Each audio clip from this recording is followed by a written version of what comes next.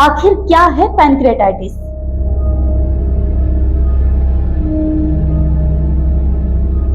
वहाँ पे जांच किया, पेन किलर दिया, वहाँ भी आराम नहीं हुआ। जांच किया तो बताया कि पैंक्रियाटिस है। लेकिन क्या पैंक्रेटाइटिस का उपचार संभव है? पैंक्रेटाइटिस तो एक डिसीज है ही, लेकिन वो जो साइकेट्रिक डिसऑर्डर है इनका, जो एंजाइटी डिसऑर्डर, उसके कारण वो बहुत ज़्यादा परेशान है। मतलब हमेशा नर्वस रहते हैं, फियरफुल रहते हैं, उनको नींद भी नहीं आती, नींद की टैबलेट्स लेनी पड़ती है और परेशान हो गए हैं। मतलब उनकी लाइफ से जो खुशियाँ थी वो चली गई। क्या है पैंक्रेटाइटिस के मुख्य कारण? जो बीमार भी है, जिसे ठीक भी होना है, और ठीक होने के बारे में बहुत सारे डाउट्स भी है, एंग्जाइटी है, स्ट्रेस भी है और उससे जूझ भी रहा है। तो अब आप देख रहे हैं कि बहुत सारे कॉम्प्लेक्स प्रॉब्लम्स है। लेकिन मजे की बात तो तब हुई जब हमने इसका कारण ढूंढने की कोशिश की। बिहार के अभिषेक कुमार भी इसी जानलेवा बीमारी यानी पैंक्रेटाइटिस से लड़ रहे हैं। अभिषेक कुमार पेशे से बिहार की रेलवे में टीटी है। अभिषेक कुमार की जिंदगी बहुत अच्छी चल रही थी, लेकिन अचानक अगस्त 2022 में उन्हें पहला पैंक्रेटाइटिस अटैक आया, जिसकी वजह से उनके पेट में दर्द होने लगा, लेकिन वो उसे समझ ही नहीं पाए। साधारण दर्द समझकर पेन किलर लेकर काम करते रहे, लेकिन आराम फिर भी नहीं हुआ। हम बिहार से आए हुए हैं। तो पहला पैंक्रियाटिक अटैक हमको आया था अगस्त में 2022 में। तो दर्द बहुत ज़्यादा हो रहा था, तो पेन किलर वगैरह लिए, उससे कोई आराम नहीं हुआ। तो फिर हम पटना चले गए दिखाने। वहाँ पे जांच किया, पेन किलर दिया, वहाँ भी आराम नहीं हुआ। जांच किया तो बताया कि पैंक्रियाटिस है। तो फिर उन्होंने डायग्नोस किया, 5-7 दिन हॉस्पिटल में रखा, बिना कुछ खाए पिए, सलाइन के थ्रू। फिर वहाँ पे पेन कुछ कम हुआ। इसके बाद फिर हॉस्पिटल से रिलीज किया, तो कुछ दवाई दिया, तो खाए तो उससे आराम मिला, पेन खत्म हुआ। फिर डॉक्टर के पास गए तो बोला कि ठीक है, अब जो है कि मतलब अब पेन नहीं हो रहा है, तो ठीक है, जाओ आराम से खाओ, घर में रहो, कोई दिक्कत नहीं है। उन्होंने ये नहीं बताया क्या कि पैंक्रियाटिस मतलब क्या इसका और भी दवाई चलेगा या कुछ होगा, इस तरह से उन्होंने कुछ नहीं बताया। तो हम घर आए तो फिर खाना वाना सब जैसे नॉर्मल खाते थे, सब खाने लगे। तो कभी कभी पेन हल्का हल्का होता था, तो मुझे लगा गैस वगैरह से होता होगा कभी। तो फिर मैं उसी तरह से चलता रहा। इसके बाद ये मई में फिर हमको दोबारा अटैक आ गया। दोबारा अटैक आया तो फिर हम पटना में ही दूसरा हॉस्पिटल में गए, तो उन्होंने बताया कि पैंक्रियाटिस है, एक्यूट पैंक्रियाटिस है, बल्कि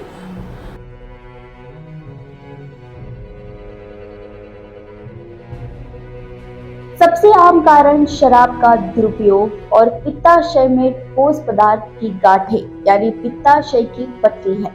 अग्नाशय शोथ तब होता है जब एंजाइम अग्नाशय को नुकसान पहुंचाते हैं, जिससे सूजन होती है। अग्नाशय शोथ तीव्र या दीर्घकालिक हो सकता है। कोई भी रूप गंभीर है और जटिलताओं का कारण बन सकता है, लेकिन क्या इतना कारण काफी है? यदि होता तो अभिषेक के मामले में डॉक्टरों को यूं पता चल जाता, लेकिन कभी कभी इतना ही काफी नहीं होता।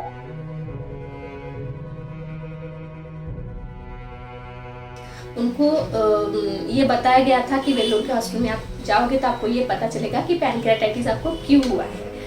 तो मुझे उन्होंने बताया कि जब मैं वहाँ पे गया और इन्वेस्टिगेट किया तो मेरा कोलेस्ट्रॉल हाई आया, और उन्होंने बताया कि कोलेस्ट्रॉल की वजह से उनको पैंक्रियाटाइटिस हुआ है। तो उन्होंने भी एक्सेप्ट कर ली बात कि हाँ ठीक है, पैंक्रियाटाइटिस मुझे कोलेस्ट्रॉल हाई होने की वजह से ही हुआ होगा।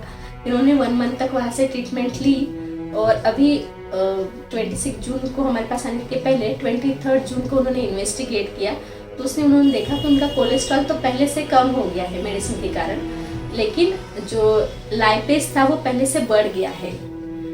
तो वो थोड़ा सा कंफ्यूज हो गए जब मुझे बताया गया था कि कोलेस्ट्रॉल के कारण मेरा पैंक्रेटाइटिस हुआ है, लेकिन अभी तो मेरा कोलेस्ट्रॉल कम हो गया, तो मेरा पैंक्रेटाइटिस के भी जो अमाइलेज लाइपेज जो हम टेस्ट देखते हैं पैंक्रेटाइटिस का कैसा है देखने के लिए, लेवल कैसा है वो देखने के लिए, या उसकी इंटेंसिटी या कौन से ग्रेड में कितने लेवल पे है, कितना बैड है, ये सब देखने के लिए, तो अमाइलेज लाइपेज उनका बड़ा हुआ यार। तो फिर वो थोड़ा सा ये हो गया, कंफ्यूज हो गया कि मेरे साथ ऐसा क्यों हो गया।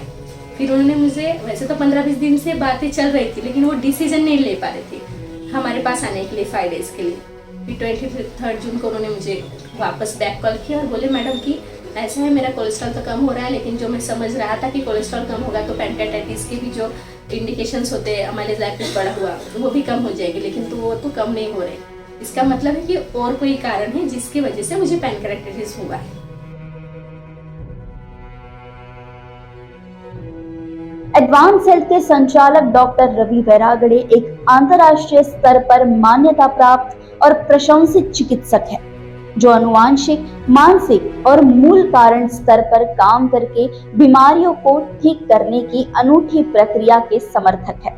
डॉक्टर रवि वैरागड़े संक्षेप में चिकित्सा पेशे की दुनिया में एक सामाजिक उद्यमी है, जो सही स्वास्थ्य देखभाल के माध्यम से अपने मरीजों के जीवन को बदलने में प्यार से मदद करने के महान उद्देश्य के लिए समर्पित है, खासकर उन लोगों के लिए जो लाइलाज है और आनुवांशिक गंभीर और कठिन बीमारी से जूझ रहे हैं।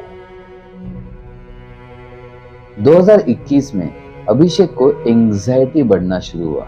एंजाइटी, स्ट्रेस ज्यादा आना, किसी भी चीज के बारे में ज्यादा सोचना, एक ऐसी टेंडेंसी डेवलप हुई। तो क्या ये 2021 में अचानक से डेवलप हुई? जी नहीं। जब भी कोई मानसिक टेंडेंसी डेवलप होती है या मानसिक प्रवृत्ति डेवलप होती है, उसके पहले भी इसके कुछ अंश मिलते हैं। सो कुछ ना कुछ उसमें पहले से था। कुछ घटनाओं से एंजाइटी बढ़ने लगी, स्ट्रेस बढ़ने लगा। अब जैसे एंजाइटी बढ़ने लगी, स्ट्रेस बढ़ने लगा, नींद गायब होने लगी। सो नींद जाती रही और नींद कम हो गई। उसके बाद अभिषेक कुमार एक साइकियाट्रिस्ट के पास गए और साइकियाट्रिस्ट ने ऑब्वियसली उन्हें नींद की गोली दी, क्योंकि नींद नहीं आ रही थी। अब देखिए यहाँ क्या हो रहा है, एंजाइटी है, स्ट्रेस है और टेंशन अपने आप आ रहा है, लेकिन गोली उनको ऐसी दी जा रही है जिससे नींद आ जाए।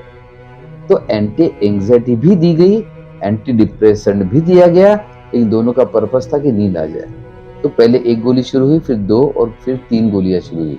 अगर इस कहानी में हम देखते हैं तो सबसे पहले तो स्वभाव में परिवर्तन आया। अब स्वभाव में एंजाइटी आ गई, स्वभाव में स्ट्रेस आ गया। अब ये एंजाइटी और स्ट्रेस ब्रेन पर और पूरे शरीर पर तो असर करेगा ही। अनफॉर्चुनेटली मेडिकल साइंस इसे महत्व नहीं देता, लेकिन आप सीक्वेंस देखेंगे, पहले एंजाइटी बढ़ी, स्ट्रेस बढ़ा, उसके बाद नींद गायब हुई और उसके बाद पैंक्रियाटिस आया। मेडिकल रिसर्च कहता है कि 90 से 95% से भी ज्यादा बीमारियां स्ट्रेस से लिंक्ड है या फिर साइकोसोमैटिक है।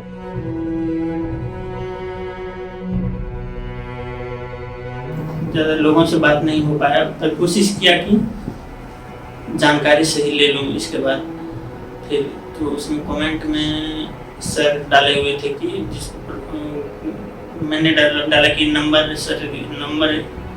मतलब किस नंबर पे बात करूं जो कि आपका हॉस्पिटल के बारे में मैं जान सकूं।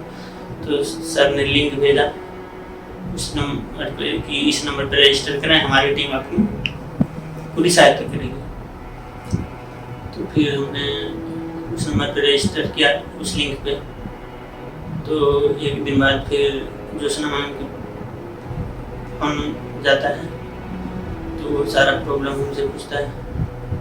तो बताया कि मैम हम तो देखे वीडियो में कि वहाँ पर पैंक्रियाटिस रवि सर पूरा क्योर कर देते हैं।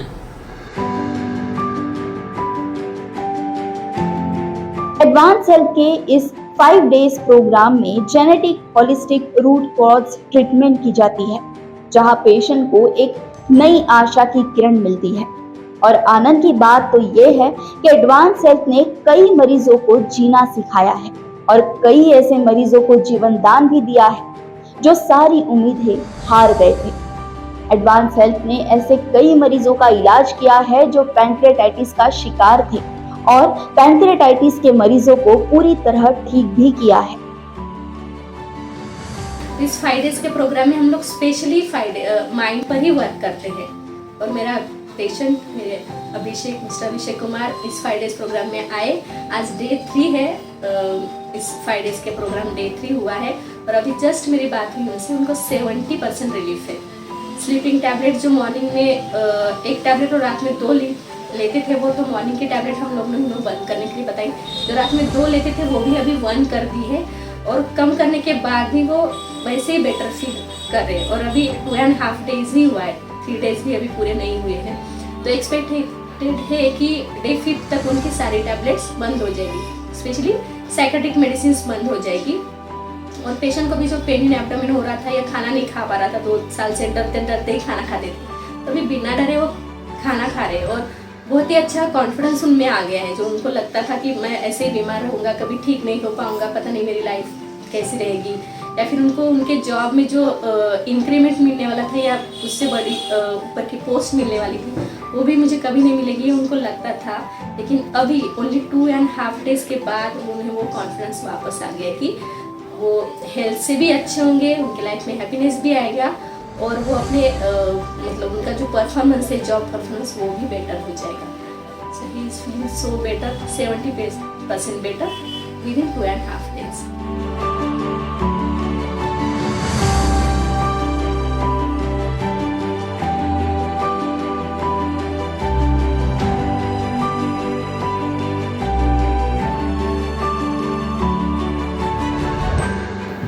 आया पहला दिन तो हेजिटेशन में ही रहा, क्या होगा नहीं होगा, हेमोपैथी है, ये काम जल्दी करेगा कि नहीं होगा, हेजिटेशन में रहे। तो फिर आए तो पहला दिन तो बहुत दिमाग में बहुत सारी बातें चलता था लेकिन फिर दूसरे दिन का जब प्रोग्राम हुआ तो अपने आप में कुछ विश्वास हुआ कि नहीं, हम यहाँ से ठीक हो जाएंगे। तो फिर तीसरे दिन का प्रोग्राम हुआ तो उससे भी अच्छा फील हुआ। चौथे दिन अच्छा फील हुआ, पेन का बढ़ा, लेकिन सर ने बोले थे पेन तो बढ़ेगा, तो पेन हो रहा है लेकिन विश्वास बढ़ गया है कि अब हम यहाँ से ठीक हो जाएंगे, 100% ठीक हो जाएंगे। अब 1 साल का कोर्स है, दवाई खाते हैं और हमको विश्वास है कि हम यहाँ से ठीक हो जाएंगे। ये एकदम सेल्फ कॉन्फिडेंस अब आ गया है कि हम एकदम यहाँ से ठीक हो के ही जाएंगे और मेरा हेल्दी लाइफ जैसे हम पहले थे वैसे हो जाएंगे। अब मुझे विश्वास हो।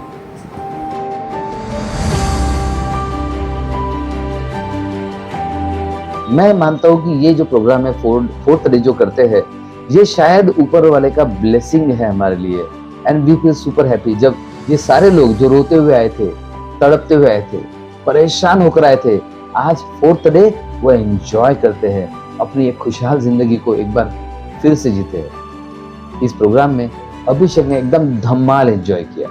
एंड फाइनल डे अभिषेक पूरा बदल चुका था, उसका चेहरा बदल चुका था, उसकी एनर्जी बदल चुकी थी, उसकी आंखों में एक चमक थी, एक रोशनी थी, एक उम्मीद की किरण थी। नींद ऑलरेडी इंप्रूव हो चुकी थी, गोलियां ऑलरेडी कम हो चुकी थी। आज अभी जब मैं वीडियो बना रहा हूँ, अभी मैंने फॉलोअप लिया, टोटल 7 गोलियां थी, फिर जो नींद की 3 गोलियां थी, अब नींद की सिर्फ आधी गोली बची है और मात्र 10 दिन हुए हैं। सो अभिषेक सीरियसली कमाल का लड़का है।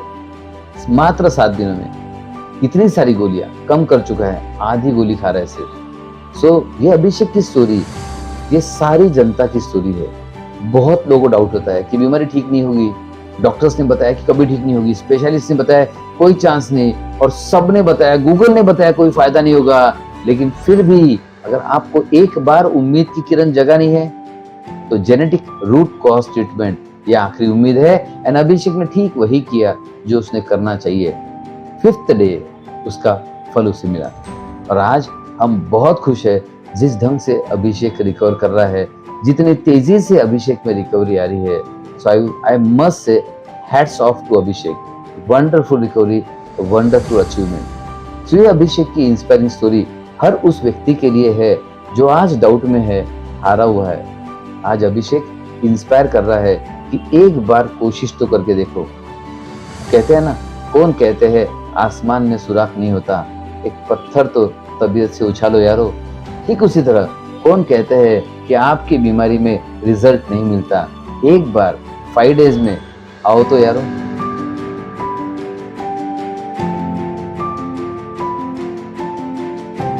अभिषेक की ये कहानी बहुत लोगों के लिए एक उदाहरण बन सकती है जो अपनी नकारात्मक सोच के शिकार है, जिसकी वजह से वो कोई निर्णय नहीं ले पाते। अभिषेक की कहानी लोगों को सही मायने में प्रेरित करती है।